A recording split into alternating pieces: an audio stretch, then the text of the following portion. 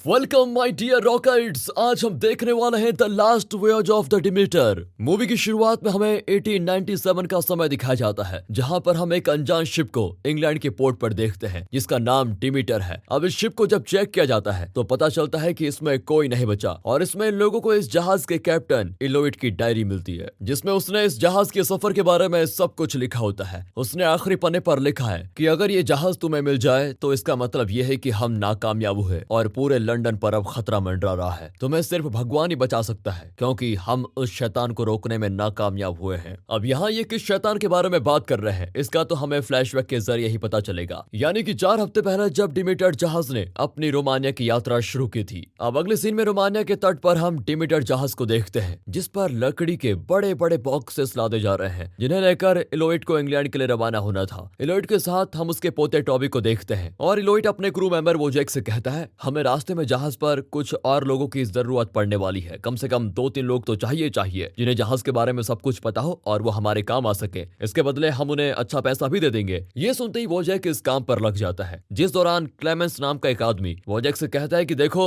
मुझे जहाज और कंपास वगैरह के बारे में काफी कुछ पता है, साथ ही मैं एक डॉक्टर भी हूँ जिस कारण मैं तुम्हारा काम आ सकता हूँ। लेकिन वोजैक उसे ना चुनकर उसकी जगह एक दूसरे आदमी को चुन लेता है। इसी बीच ओल्गारेन नाम का एक और क्रू मेंबर वोजैक से बताता है कि यहाँ के लोग चाहते हैं हम सूरज ढलने से पहले ये सारा सामान लेकर चले जाएं। यहाँ तक कि एक आदमी जिसने इस जहाज पर सामान पहुंचाया था उसने भी कहा है कि अगर अपनी जान की सलामती चाहते हो तो चले जाओ। और ये बात इन सभी के लिए काफी अजीब होती है। फिलहाल जिस आदमी को वोजैक ने चुना था वो लकड़ी के बॉक्सेस में ड्रैगन का निशान देखकर घबरा जाता है और उस बॉक्स को हवा में ही छोड़ देता है, जिसके नीचे टॉबी खड़ा है पर उसे क्लेमेंस बचा लेता है। इस घटना की वजह से इलोइट क्लेमेंस को शिप में आने की अनुमति दे देता है और साथ ही वो उस आदमी को फटकार भी लगाता है जिसकी वजह से ये हादसा होने वाला था। अब इस पर वो आदमी कहता है कि तुम लोग जो लेकर जा रहे हो वो तुम्हारी जान जरूर लेगा, और इतना कहकर वो तुरंत जहाज छोड़ देता है। लेकिन ये लोग उसको पागल समझकर यहाँ से आराम से निकल जाते हैं। अब जाते वक्त इलोइट देखता है कि उनके जाने के दौरान सभी लोग उनकी सलामती की कामना कर रहे हैं। अगले सीन में हम जहाज के अंदर क्लेमेंस को टॉबी के साथ देखते हैं, जो कि क्लेमेंस को जहाज दिखाने के साथ उसके बारे में समझा भी रहा होता है। वो क्लेमेंस को पूरी शिप दिखाता है जिसमें वो जगह भी शामिल है जहां पर वो लकड़ी के बक्से रखे गए थे। शिप के इस हिस्से को कार्गो रूम कहा जाता है। और फिर टॉबी क्लेमेंस को शिप के बाकी क्रू मेंबर्स अब्राहम, लार्डसन और पेट्रोस्की से मिलवाता है। साथ ही शिप के कुक का नाम जोसेफ होता है और इस शिप में कई सारे जानवर भी मौजूद हैं, जिनमें टॉबी का एक पेट डॉग भी होता है। अब ये लोग काफी तेजी से आगे बढ़ रहे होते हैं और साथ ही इलोइट सभी को बताता है कि उन्हें कितने पैसे मिलेंगे, जिससे क्लेमेंस कुछ खास खुश नहीं होता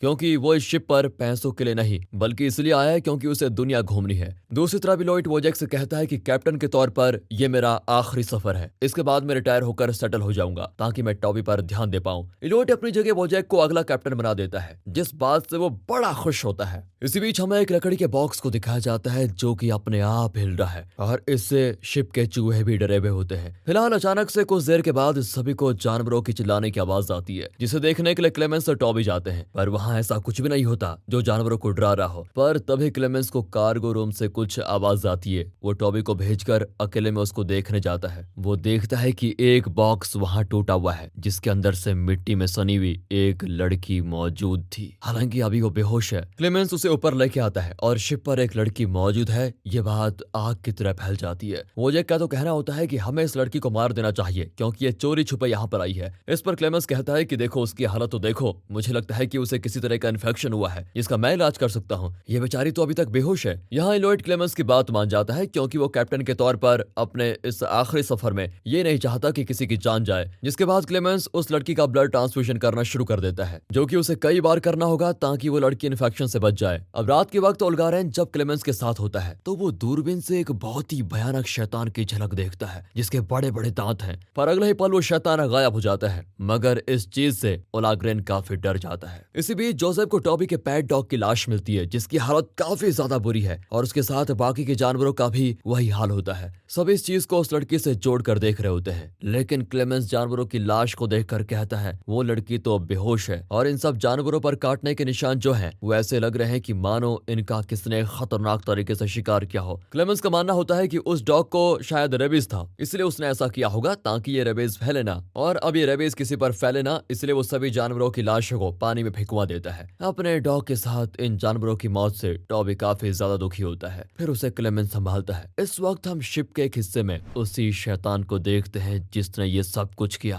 और अब वो अपने अगले शिकार की तैयारी में है, क्योंकि उसे शिकार करके या खून पीकर ही ताकत मिलती है, जो कि अभी काफी कमजोर है। जैसे जैसे वो शिकार करेगा वैसे वैसे ताकतवर होता जाएगा। अगली रात वो शैतान पेट्रोस्की को अकेले पाकर उस पर हमला कर देता है। वो पेट्रोस्की का खून पीने के साथ उसे नोच नोच कर खाता है, फिर उसकी बॉडी को पानी में फेंक देता है, जिस कारण सुबह किसी को भी पेट्रोस्की तो नहीं मिलता, लेकिन डेक पर खून का निशान मिलता है, जिस पर लार्सन कहता है कि हो सकता है नशे की हालत में पेट्रोस्की पानी में गिर गया हो। लेकिन इस बार क्लेमेंस को ये सब कुछ ठीक नहीं लगता, उसे बहुत बड़ी गड़बड़ लगती है। तभी उस लड़की को होश आता है, जो कि अपना नाम अना बताती है और सभी से कहती है कि हमें जल्द से जल्द इस जहाज को खाली करना होगा, क्योंकि वो इस जहाज पर मौजूद है। अब इन्हें आगे खराब मौसम दिखाई देता है, तो वो जैक क्लेमेंस से अना को संभालने के लिए कहता है और बाकी सभी से जहाज को तूफान में संभालने के लिए। यहाँ क्लेमेंस अना की मरहम पट्टी करते हुए उससे पूछता है, आखिर तुम किस बारे में बात कर रही हो? अना उसे बताती है कि मेरे गांव में एक मॉन्स्टर रहता था, जो कि दिन होते ही गायब हो जाता था, क्योंकि सूरज की रोशनी उसे जला देगी, और रात को वो अपना शिकार करने निकलता था। वो ताकत के लिए लोगों का खून पिया करता था, साथ ही उन्हें बुरी तरह मारता भी था, और उसे सभी ड्रैकुला नाम से जानते थे। मेरे लोगों ने अपनी जान बचाने के लिए मुझे उसको दे दिया था, जो कि रोज मेरा थोड़ा थोड़ा खून पीता था, लेकिन उसने इसके बावजूद भी गांव वालों को छोड़ा नहीं, जिस कारण वहां लोग ज्यादा नहीं बचे हैं। इसलिए वो मॉन्स्टर अब इंग्लैंड पहुंचकर वहां शिकार करना चाहता है, और इसी कारण वो इस जहाज पर आ गया है और अभी फिलहाल जिंदा रहने के लिए सारे शिकार कर रहा है। ये सारी बातें सुनकर वो बहुत ही डर जाता है। फिर अना के जख्मों को देखकर क्लेमेंस तो दंग रह जाता है, क्योंकि वो जख्म बड़े खतरनाक होते हैं। इधर रात को तूफान के वक्त ड्रैकुला लार्सन को अपना अगला शिकार बनाता है, और जब ओल्गारन को देखता है तो उसका खून पीने की पूरी कोशिश करता है। जिसे ड्रैकुला ने मारा तो नहीं होता, लेकिन काट पूरी तरह से लिया होता है, और जिसे ड्रैकुला काटता है वो भी वैम्पायर में बदलने लग जाता है। इस कारण ओल्गारन काफी अजीब हरकतें करने लगता है, जिस कारण वोजेक को उसे बांधना ही पड़ता है, क्योंकि उन्हें डर है ये कुछ गड़बड़ ना कर दे। साथ ही तूफान की वजह से शिप को काफी नुकसान पहुंचता है, पर कैसे भी करके वोजेक ने सब कुछ संभाल लिया होता है। इधर क्लेमेंस अना का अभी भी लगातार ब्लड ट्रांसफ्यूजन करता जा रहा है, जिस कारण वो वैम्पायर में बनने से बची रहे। लेकिन रात होने तक ओल्गारन पूरी तरह से बदल चुका होता है। वो अपने आप को आजाद करके टॉबी पर हमला कर देता है, जिसे बचाने के लिए टॉबी कैप्टन के कमरे में छिप जाता है, और उसकी आवाज को सुनकर बाकी के लोग वहां पर आ जाते हैं। मगर बेचारे टॉबी की किस्मत कुछ खास अच्छी नहीं होती, क्योंकि उसे ड्रैकुला आकर काट लेता है, जिस कारण अब उसकी भी हालत बहुत खराब हो जाती है। पर ड्रैकुला उसे कुछ ज्यादा ही नुकसान पहुंचाता है। उसे देखकर अना बंदूक लेकर ड्रैकुला पर शूट करती है। इससे वो काफी डर जाता है और सीधे भाग खड़ा होता है। साथ ही ओल्गारन को डेक पर बांध दिया जाता है, जो कि सुबह होते ही सूरज की पहली किरण के साथ जलने लगता है, और यहाँ उसकी कहानी पूरी तरह से खत्म हो जाती है। अब इस शिप पर पूरी तरह से दहशत फैली हुई है। क्लेमेंस और अना हर एक लकड़ी के बक्से को चेक करने लगते हैं, ताकि वो उस ड्रैकुला को ढूंढ सके कि वो कहाँ छिपा हुआ है, क्योंकि वो अभी लोगों को एक एक करके मार रहा है, और उसका मेन मकसद है लंदन पहुंचकर सभी को खत्म करना, जो कि क्लेमेंस और अना बिल्कुल नहीं होने देंगे। यहाँ इन्हें वही ड्रैगन वाला बॉक्स दिखाई देता है, जिसमें वो ड्रैकुला छिपा हुआ था, पर अभी उसमें कुछ नहीं होता। इधर वो जैक लोइड के पास आता है तो देखता है कि उसकी हालत कुछ ज्यादा ही खराब है, क्योंकि ड्रैकुला के काटने की वजह से उसने अपने पोते टॉबी को खो दिया। इस बात से सारी शिप में मातम का माहौल हो जाता है। अब भारी दिल से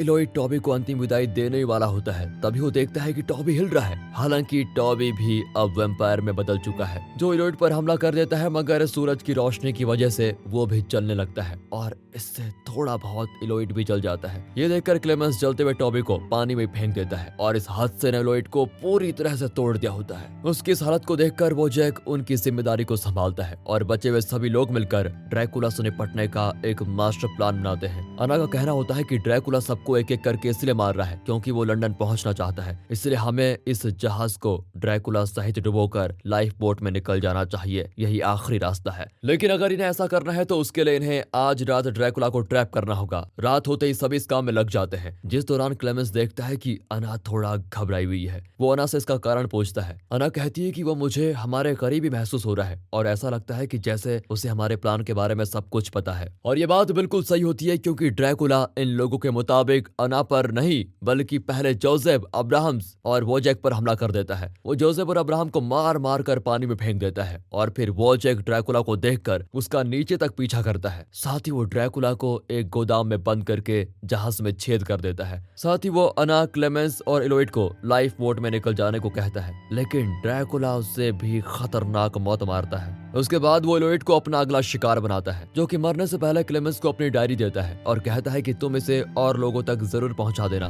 ताकि उन्हें आने वाले खतरे का अंदाजा हो पाए। अब एलोइड की मौत के बाद क्लेमेंस ड्रैकुला को सामने आने को कहता है और बोलता है कि मैं तुमसे नहीं डरता। अब इंग्लैंड पोर्ट नजदीक आ गया है। ड्रैकुला शिकार करके काफी शक्तिशाली भी हो चुका है। वो क्लेमेंस के सामने आकर उससे कहता है कि एक दिन तुम जरूर डरोगे, और इतना कहकर वो क्लेमेंस पर हमला कर देता है, जिसे ऐन वक्त पर अना शूट करके बचा लेती है और मौका पाकर क्लेमेंस और अना उस शिप को छोड़ देते हैं, जिसमें ड्रैकुला फंस जाता है और ये शिप डूब रही होती है। लेकिन इंग्लैंड पोर्ट पर मौजूद सिपाहियों ने इसको देखकर इसे डुबाने से बचा लिया है, जिस कारण ड्रैकुला अपने मंजिल तक आखिरकार पहुंच गया। अब दूसरे दिन हम क्लेमेंस और अना को शिप के टूटे हुए हिस्से के सहारे पानी में तैरते हुए देखते हैं। वो दोनों भी पोर्ट तक पहुंच जाते हैं और साथ ही अना, जो कि ब्लड ट्रांसफ्यूजन की वजह से बची हुई थी, वो भी वैम्पायर में बदलने लगती है। वो क्लेमेंस को अपनी जान बचाने के लिए शुक्र अदा कहती है और उसी दौरान सूरज की किरणों की वजह से जलकर उसकी भी मौत हो जाती है। अब इस शिप पर क्लेमेंस और ड्रैकुला के अलावा कोई भी नहीं बचा होता, जिस कारण क्लेमेंस ड्रैकुला से उन सभी लोगों का बदला लेना चाहता है। वो ड्रैकुला को लंदन में हर जगह तलाश कर रहा होता है, जबकि ड्रैकुला